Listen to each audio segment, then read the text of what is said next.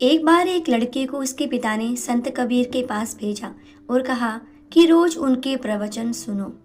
लड़का संत कबीर के पास पहुंचा और उनसे जाकर कहा कि गुरुजी, मैं पढ़ा लिखा हूँ और अपना अच्छा बुरा समझता हूँ, लेकिन मेरे माता पिता ने मुझे आपके प्रवचन सुनने भेजा है।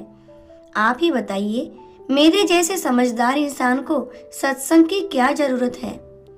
कबीर जी ने उस लड़के की पूरी बात सुनी। इसके बाद भी वे चुपचाप रहे। उन्होंने पास में रखी हथौड़ी उठाई और जमीन में गड़े एक खुंटे पर मार दी।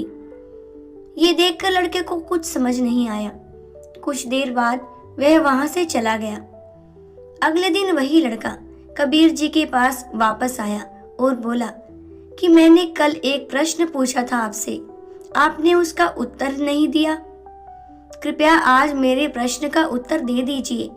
कबीर ने फिर उसी खुंटे के ऊपर हथौड़ी मार दी, लेकिन कुछ बोले नहीं।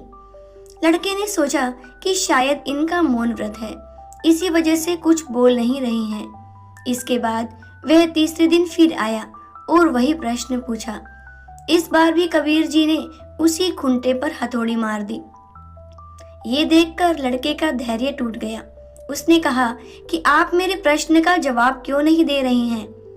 मैं 3 दिन से एक ही बात आपसे पूछे जा रहा हूँ, लेकिन आप कोई जवाब नहीं दे रहे।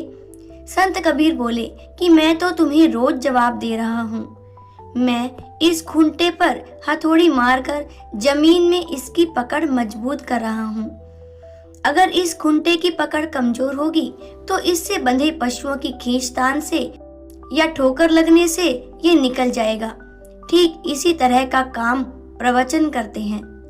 सत्संग, प्रवचन और अच्छी बातें हमारे मन रूपी खूंटे पर बार बार प्रहार करती हैं और हमारे नकारात्मक विचार धीरे धीरे खत्म होते जाते हैं, सकारात्मक विचार बढ़ते जाते हैं।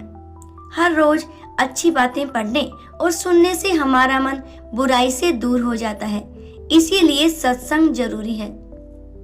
दोस्तों, उम्मीद करती हूँ आपको ये कहानी पसंद आई होगी। पसंद आई है तो अपने दोस्तों में इसे शेयर कीजिएगा, लाइक कीजिएगा और मेरे चैनल पर नए हैं तो चैनल को सब्सक्राइब जरूर कीजिएगा। आखिर तक बने रहने के लिए आपका बहुत बहुत धन्यवाद।